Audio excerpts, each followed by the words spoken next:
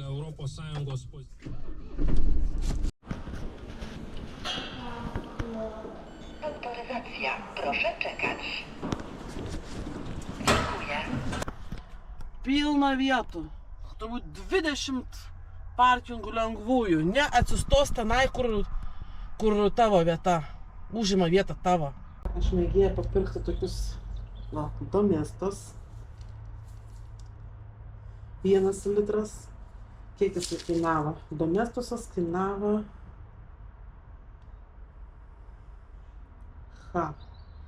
Net nežinau, bet euras su kažkiek tai.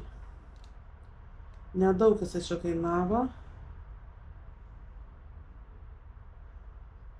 Maksimum 2 eurus. Euras su centais. Abejoju. Paskui muilas. Čia irgi kažkur apie 7-4 centus.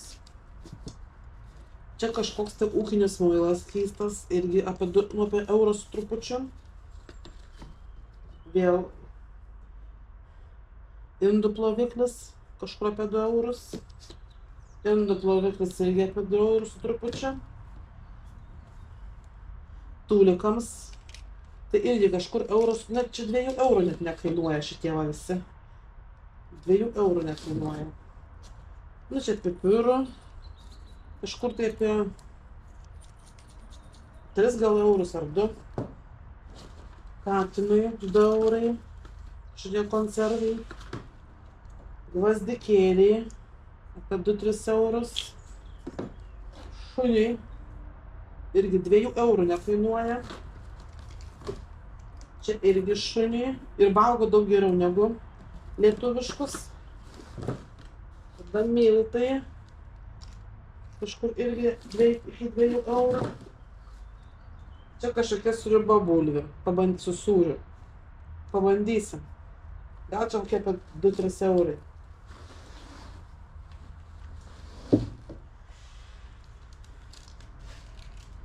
Ir aišku, dar ten buvo visokių bandelių.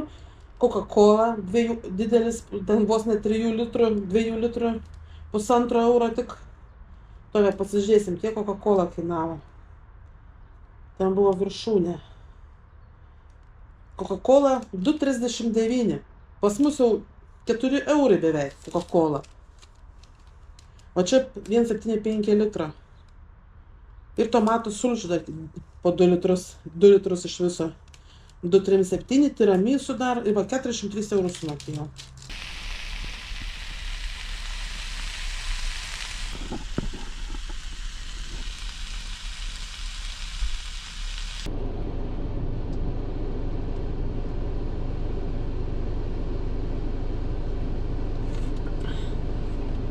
Coca-Cola 2 eurai. Pas mus 4 eurai. Čia beveik 2 litrai.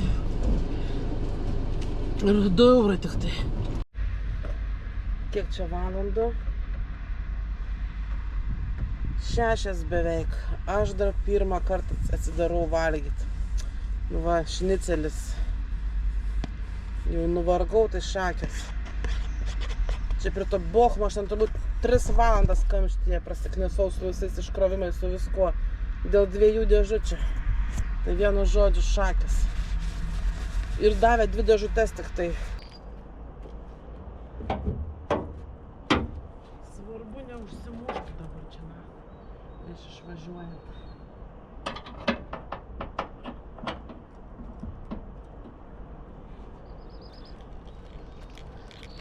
Nu ką, dežavų.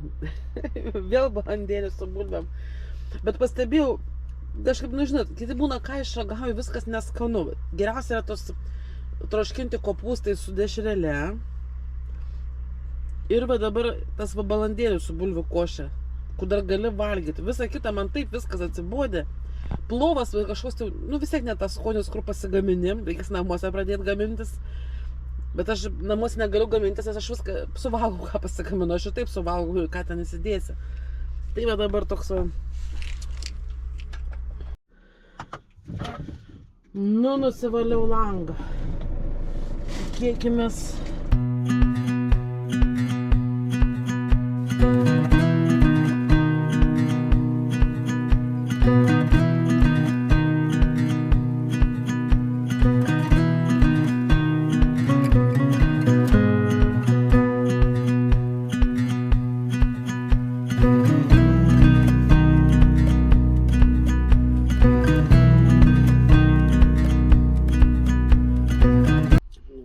šaltibarščius.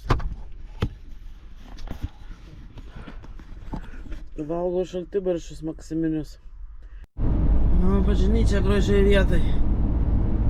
Iš tolo matas. Didelis šarmas.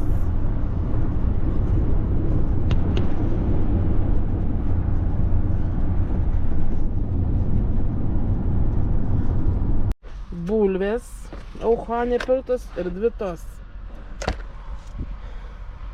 Dar visokių, kai važiuosiu, gal bandelių pirkti. Tai va, bulvės.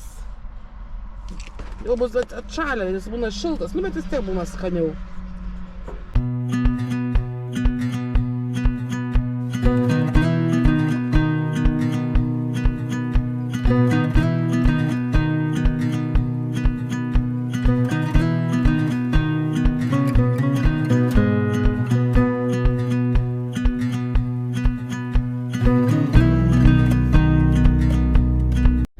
Va koks efektas, lėktuvas ore kabo.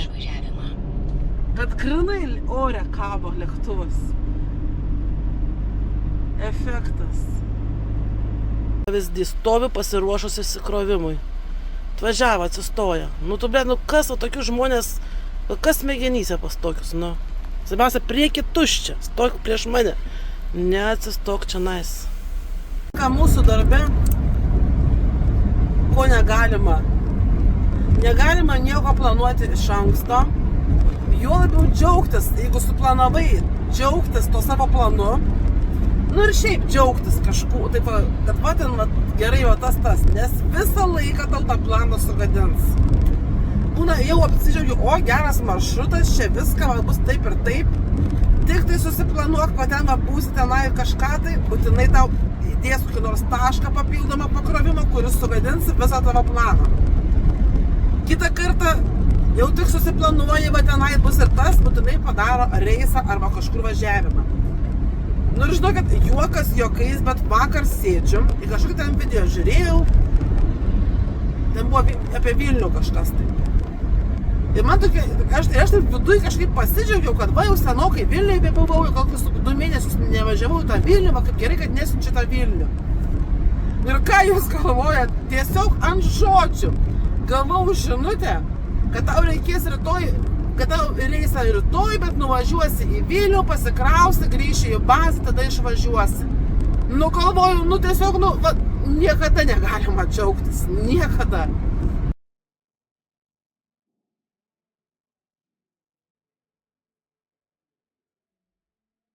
Nu, kokių kartais komentarų susilaukiu.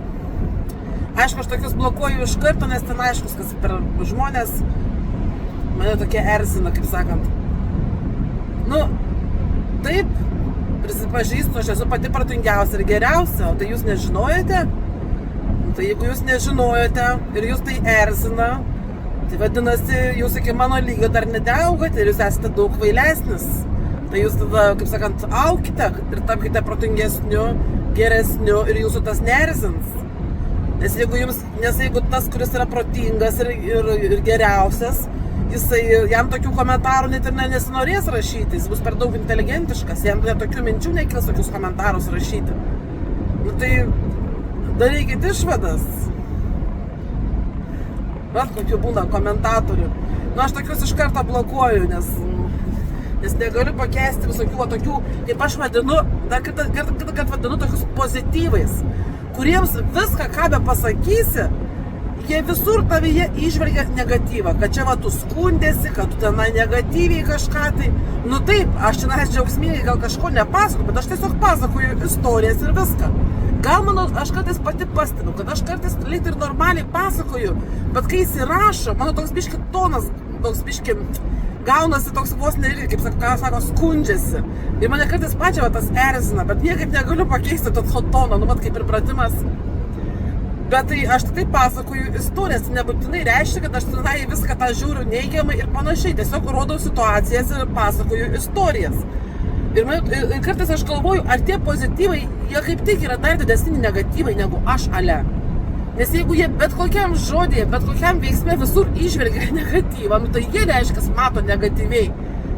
Nu tai vat, čia vat, tokie, kaip sakant, pozityvai vadinami, aš kaip juokauju, kabutėse, tokie komentatoriai, dar visą kitą aš turiu, tai miestą turiu portalą, tokį, kur vedu, ten komentuoju, nes miestą, bet aš ten praktiškai spjoviau ten tą reikalą, nes, kaip sakant, jeigu žmonėm patinka šūdė gyventi, tegur gyvena, bet ten daugelis tų pozityvų, aš kartais specialiai erzinu, specialiai komentuoju taip, kad nes aš žinau, kad jos ištis traukuliai, jie mano vardą pavardę pamatė, aš parašyčiau net labas žodelį, jie tenai vis tiek išvelgtų, sakytų, turbūt parašiai su bloga nuotaika.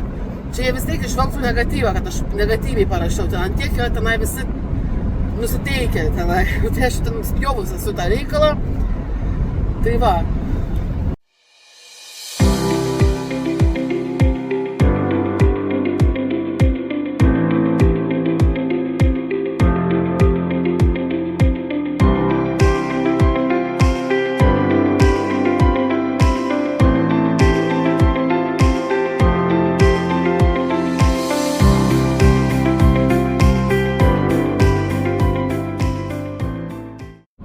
Dangus nieko gero nežada. Dangus toks, žinot, kaip į didžiausią audrą važiuotų. Nu, kas čia vyksta? Kas čia vyksta? Ką jau susiplekiant? Ar kas čia pasidarė? Kažką pakavo. Šiaip Lenkijai reikia taip, čia šiaip jų tos autostrados čia yra neblogos, šitų lipojimų mažai ir šiaip dažniausiai jie su tom policijos visokiais radarais ir policija miesteliuose visokiuose, ten kaimo keliuose būti. Bet autostradose reikia biškį, irgi per daug neatsipalaiduoti, kadangi jie labai mėgsta nežymėtus tos mašinas. Lenkai jie labiausiai gaudo su tom nežymėtą mašinom. Autostradų visų va taip va. Todėl labai atsipalaiduoti negali. Būkite atsargus, pas jos yra Škodos, Audinės pilkas lygtai ir BMW juodi. Dar gal kažkokių tai yra čia, kaip gudrauja visaip, kaip vokiečiuose mačiau su senu golfu, seno modelio golfų policija gaudė. Įsivaizduokit, kaip jie gudrauja jau. Nes žinai, kaip bambas, kad naujas juodas, tai užkart įtarimas jau, kad jau tu būti atsargesnis, nes jau gali būti policija. Jie dabar irgi maskuojasi.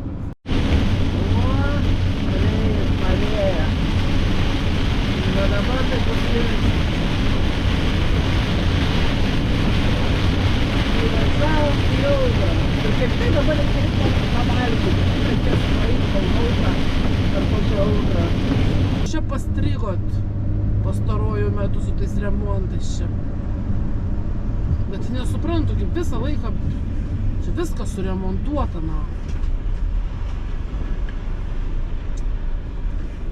Bet reikia čia įlendau. Aš galvau dabiškai toliau ten taip šūdai stovi.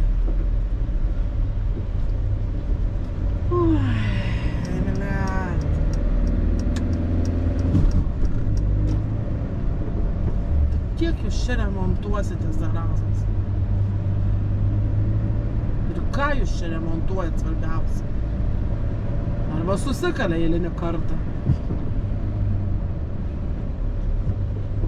Čia reikėčiau remontuoja.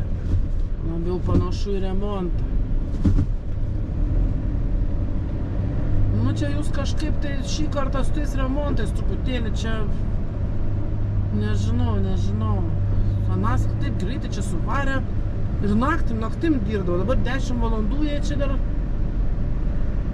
Nu kažkaip čia jūs apsileidat.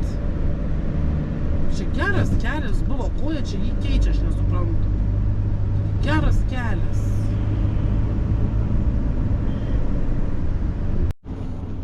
Penki laipsniai šilumos ir lyja Vokietijai, bet lyja taip kaip labai lediniu.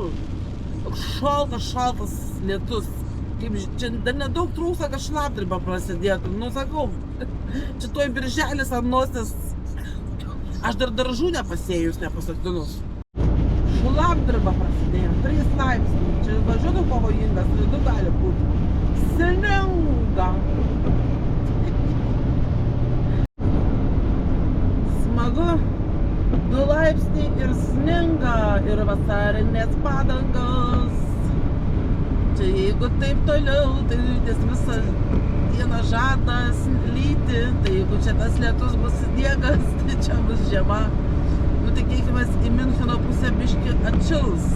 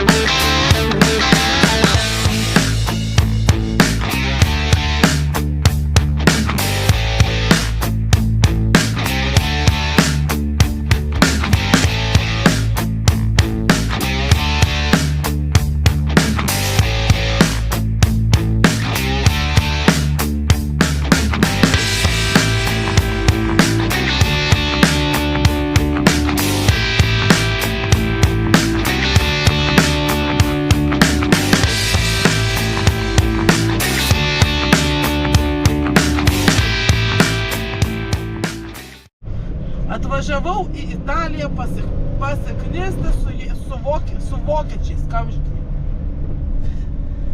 300 kilų nuvažiavau, jūs galvojat, nors vieną italą mačiau, nu gal 5 italus tik mačiau, vien vokiečiai. Čia turbūt, nežinau, vieni vokiečiai. Ir aišku, kaip žinot, tai vokiečiai. Tai iš karto kamščiai. Be bilietėlio, kaip sako. Važiuoju be bilietėlio.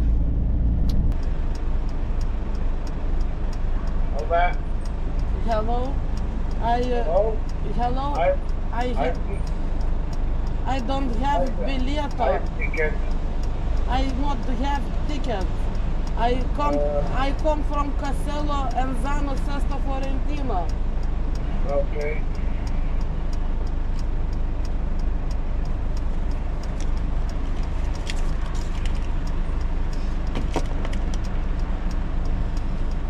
Okay.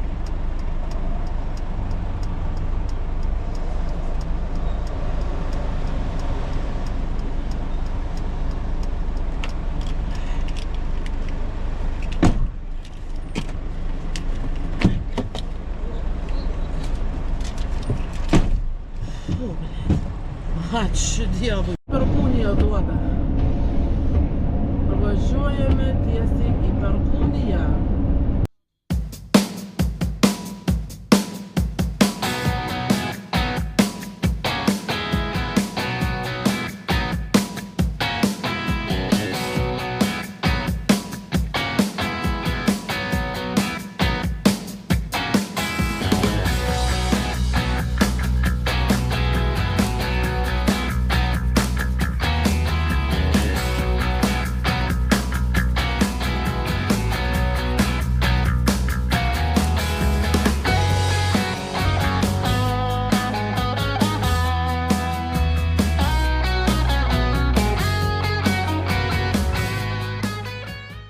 Mane jau ima juokas, žinokit, ima juokas iš mano punktualumo. Kaip bebūtų, aš vis tiek, kaip bevažiuočiau, aš vis tiek pristatau laiku, lygiai. Sakė pristatyti 4 valandą. Nu, galvau, čia bus be šansų. Važiavau tik tai, kad legalu prisipilti, pamyšti. Ir viskas, daugiau nieko. Nu, ten Austrijos žiema, ten užklupusi biškį laiką sustabdė. Lygiai 5 valandą aš įvažiavau į jų kiemą. Nu, galvoju, valandą pavėlavau, būčiau ten nestojus visokius tas degalinės, tai būčiau dar ir 4 atvažiavus. Ir paskui važiuoju aš čia į Kauną, taip užmetu akį savo mašinos laikrodį. Ogi tenai pagal Europą, ašgi tenai nustatytas Europos tas laikas valandą anksčiau. Tai galvoju, ašgi ne 5 pristačiau, o kaip ir pasakė, 4 valandą. Man pasakė 4, aš lygiai 4 pristačiau pagal savo tą laikrodį. Bet taip tiksliai, sekundė, nepavėlavau.